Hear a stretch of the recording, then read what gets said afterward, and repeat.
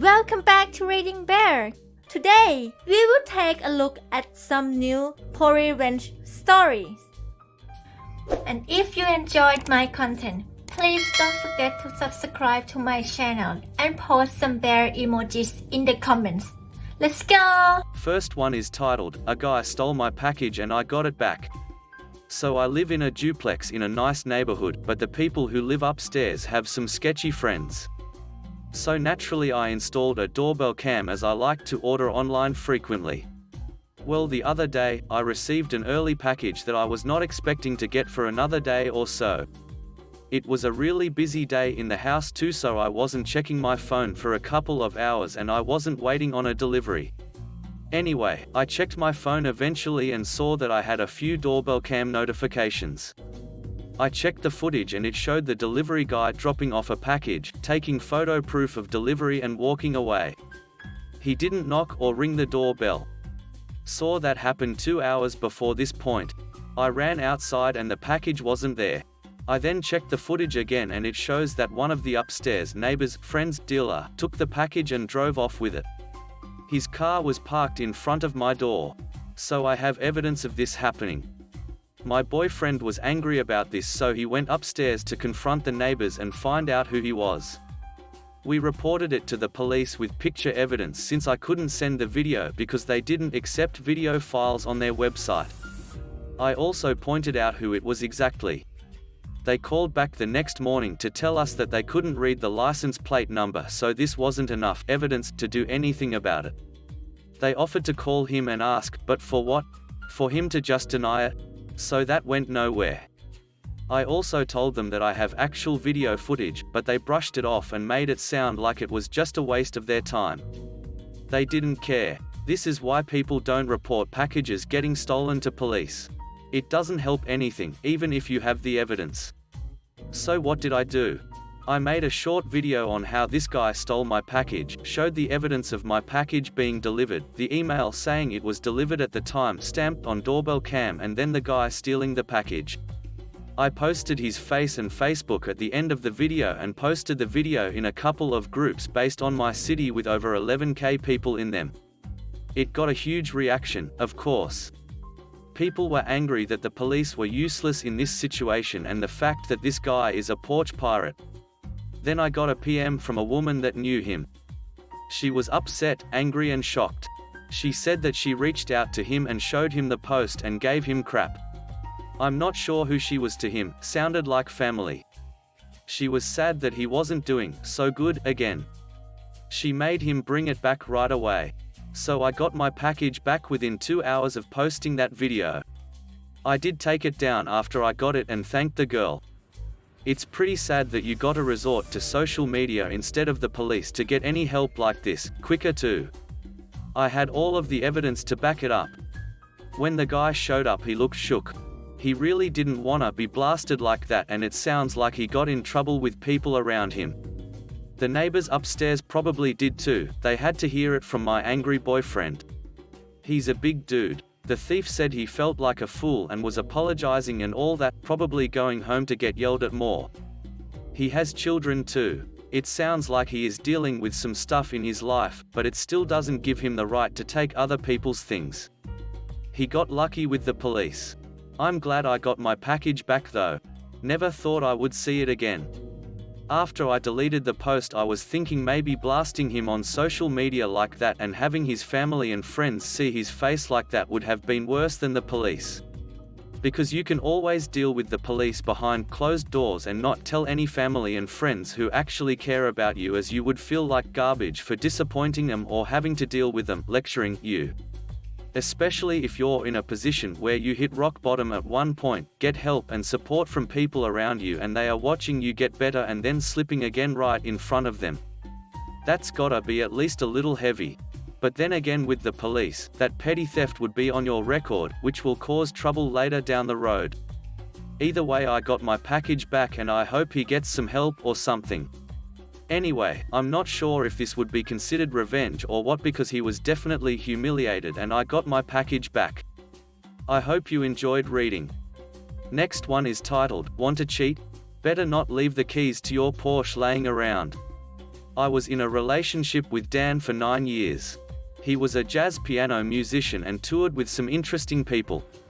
I frequently went with him to the more interesting places, Japan, NYC, Australia, but got bored with sitting in bars when he worked there. About 7 years into the relationship, I think he got the itch. I told him if he started cheating around on me it would soon be over. I started hearing, "You've lost that loving feeling," in my sleep, and all my senses said something had changed. It actually started shortly after he bought a starter Porsche after a successful tour. I hated that car. First, I drove a full-size van and it scared me to be sitting on the ground looking at people's tires. He took care of that car like a new love. I suppose after a while I knew, and all I had to do was wait until he drank himself into a sleepy stupor and I got his wallet out of his pants. I went to another room and started looking through it. A folded piece of paper with girls' names and phone numbers. Do you think I am stupid? So I told him it's time to move on and he did. I was devastated but knew it was for the best. Dan was 8.5 years younger than me, and though I liked having a cute stud muffin, I hated raising a man puppy and frequently paying for the privilege when he was between gigs. The new girls can feed him and do his laundry. I loved him, but sometimes love isn't enough, particularly when it's one-sided. After the breakup and he had moved out, I found the Porsche spare keys in a drawer. Dan had moved up the street from me, so I thought about a dead fish in the car when he went on tour. Shrimp maybe? Limburger cheese and a bottle of milk? Then it dawned on me. I made a sign, "Free Porsche," and got on the subway to downtown Atlanta 5 Points Station. I attached the keys to the sign and placed it in a prominent place leaning on a post where thousands of departing riders wouldn't miss it. Free Porsche. Come and get it. #XX Peachtree Road, parking space #XXX. I stood behind another post watching people stop, pick up the sign, fondle the keys, sheepishly look around and shake their head and put it back down. It's like they didn't believe it. They would get their friends and show them. I laughed so hard watching this I peed my pants. The baggy pants guys thought it was a setup.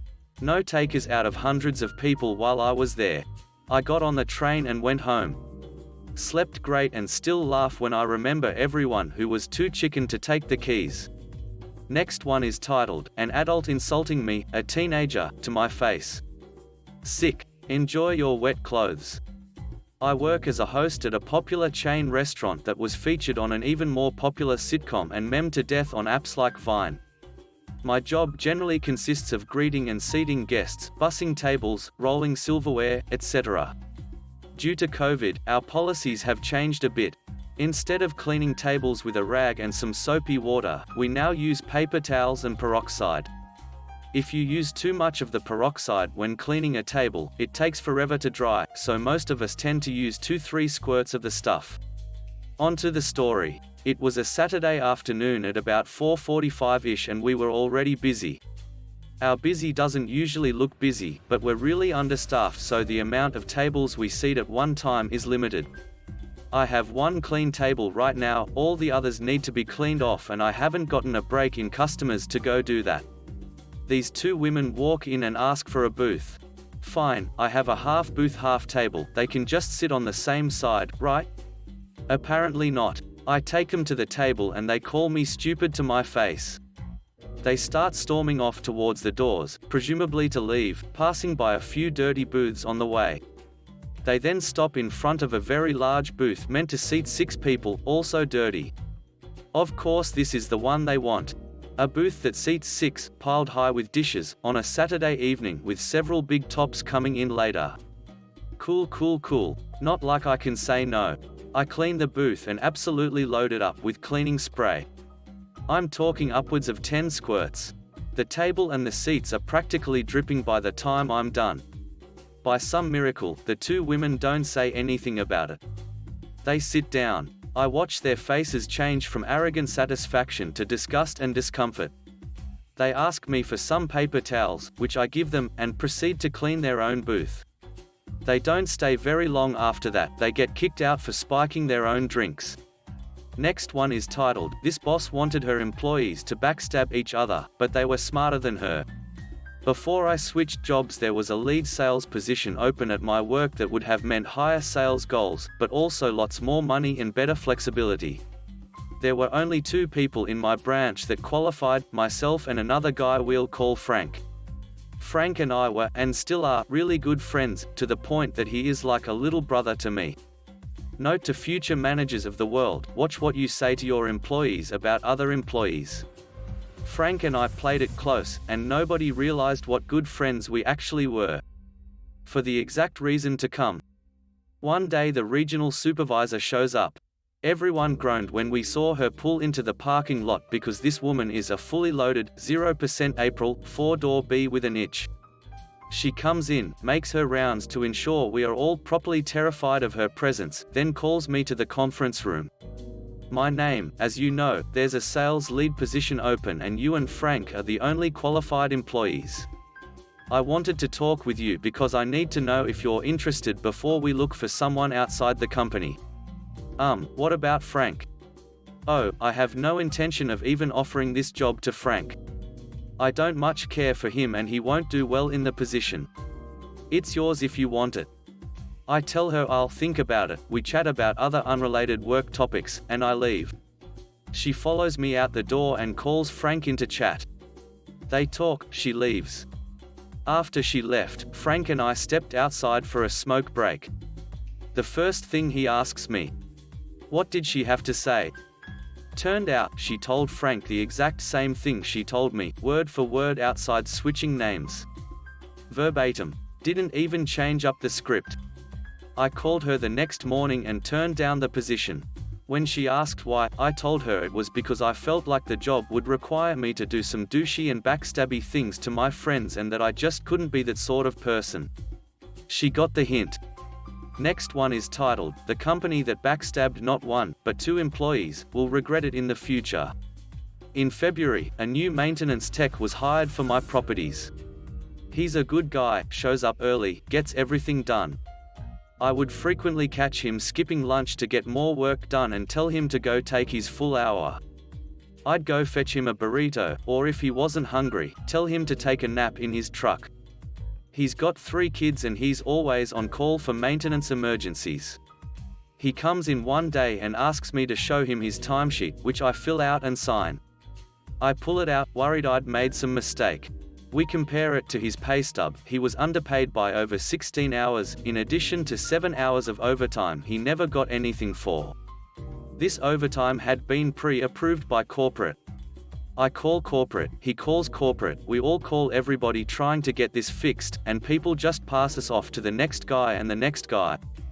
My maintenance guy comes in early one morning, catching me working early too, and says nervously that he thinks he knows why they aren't paying him right. He'd let them know his green card was about to expire and he'd need sponsorship, or something, I don't know how the process works, to renew it. He said after that they stopped paying him in full, they tried to make him sign a retroactive salary agreement that would cut off all the earnings above. I drove to corporate to get this sorted once and for all and spoke to the person who was supposedly in charge of maintenance's paychecks, my boss's assistant. I laid out what was going on and that this couldn't be extended any longer. She needed to call maintenance right now and get it fixed right now. She promised she would. Weeks later, maintenance has called her every day with no response. I met with my boss and brought up this issue, insisting he be paid. My boss wasn't the least bit interested in getting him paid, but laid out how it's my responsibility and my fault, and if he takes the company to court it's me who will be in trouble. I told her how I'd submitted the correct timesheet, on time, and the pay didn't match. I told her about the daily phone calls.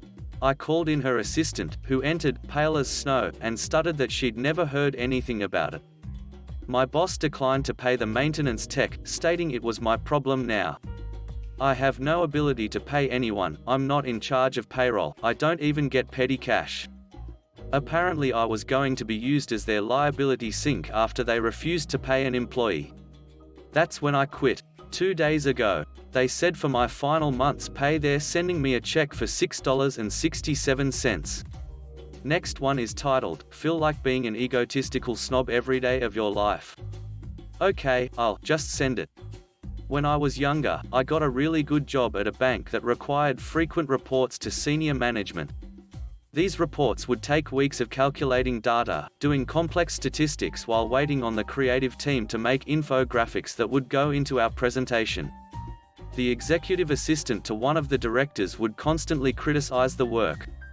She didn't understand what it was, so she'd say that it was too abstract, too complex and of little merit. She'd derail meetings. She felt that between her college diploma, big bust line and well-done hair that she wasn't an EA but really an assistant executive and felt her opinion mattered. Well, she envisioned herself as some sort of marketing guru and would constantly write copy for promotions. It was terrible. She knew a promotional campaign was coming up, not the kind of promotion you think, but still required marketing to disseminate a message. She knew who would be doing the promotion and got to that team and said that she would do it. Well, she did it all right. She threw in the wrong numbers and didn't go to FP&A or analytics for approval. Her copy was full of grammatical and information errors. I was supposed to read through her copy and fix her mistakes, but she wrote a snarky line in the email about how I should just forward this on, so I did, replete with errors. It went to creative, social and direct marketing. When everything was mocked up, it went for a review and audit and the errors were caught. Directors went down the line to figure out exactly who messed up. They came to me and I showed the email from the executive assistant who dropped a senior exec and told me to just forward it on. Next day, I see her cleaning out her desk while IT was pulling her computer and taking her phone. She looks at me and says, "Why didn't you do anything?" And I just smiled. She was young and thought she was brilliant. I could have easily put this onto the right channels and she'd probably still be an EA at a bank, but she was terminated on the spot, for cause, and from what I hear, moved back in with her parents in a different region. I feel bad because I let her get to me. She wanted to show how smart she was and I simply took an easy shot at her.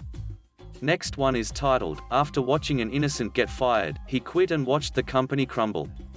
I was a middle manager at a furniture store. One of our employees became pregnant, and since we were kind of small, she was concerned when her time came. We had enough people to cover easily, so our DM told her to take all the time she needed. She had some complications that resulted in her needing to take about 2 months off. She was ready to come back to work, called us up, said district manager, my direct boss, told her to come in with a doctor's note and to make sure she had filled out all the paperwork required, etc. On her first day back, the district manager pretended to be shocked that she was there and asked her, "What are you doing here? You don't work here anymore." He refused to answer her questions as to what happened and told her to leave the store immediately. I was working at a different store when she called me up in tears. I was the de facto IT guy, since our manager was an idiot, and I got into his company email account. He had fired her 2 weeks into her maternity leave, claiming undue hardship since we were too small to fall under the Family Leave Act rules. It has a happy ending though. I closed down the store I was at and drove to the DMs to personally hand him my keys and quit on the spot. The look on his face was priceless. I also helped the new mum get unemployment by writing to the review board for her case. I was the top salesman they had by far. 3 months after I left, the company folded and the DM was out of a job. Next one is titled, "They Learned the Hard Way to Always Get Contracts in Writing." This happened to me. I was offered a job as an executive assistant for a top producer in real estate. I had just gotten my license and he would be my mentor. For 5 months, I brought him at least 2 deals a month and I was to be paid a monthly salary and commission.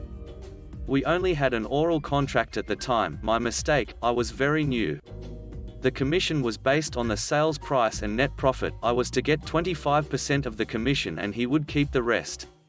For months, I brought him listings at 6% and 7% before any of them closed. I kept asking him for a physical contract, something in writing.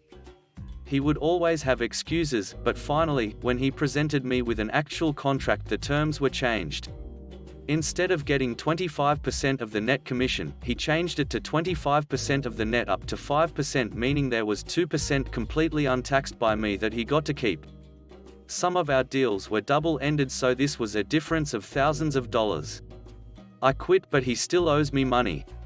Last one is titled, "This employee was canned even though they were part of its great success." A year ago I started a wholesale company with my best friend while I was working for him at his retail brick-and-mortar shop at the same time. We started off venturing into shops, making sales and picking up accounts. We then began doing trade shows where we started landing distribution deals. I then started running Instagram marketing campaigns that were viewed by over 500,000 industry consumers and leaders. My campaign got us connected to distributors and retailers around the world. We somehow managed to become an international business overnight. Our products were being sold in countries like Malaysia, United Kingdom, Kuwait, Guam, Canada, and still growing very fast domestically. Our sales were tripling every month and we were on track to clear $300,000 at the end of this year. We had 3 brands on the market. I was running all 3 Instagram pages, all 3 emails, doing the logistics of operations, filling orders, accounting, etc. etc. About 2 weeks ago I got fired from my job. He said it was my work ethic, even though I was his number 2. The best, most efficient and most trustworthy employee he had. He then split the company in half 50-50. He had leverage to do this because the things he created were his and the brands I created were mine. 4 days after the split, the half of the company he got a 3,000 unit order, which adds up to be about $25,000. The people he got that order from were the accounts we got from my marketing campaign on Instagram. Throughout last week, that same brand he got started getting a lot of orders from the United Kingdom from all of the leads that I had been working on via Insta and FB. I have never ever been so used, so backstabbed, so messed over in my life. Although I didn't get the money and the satisfaction of the first company being so successful, I've taken the past but of time to really see life from a new perspective. I'm finishing my last 2 years in college, obtaining my logistics degree, also studying business law so I know how to better protect myself. And so this will never ever happen again. Thanks for listening.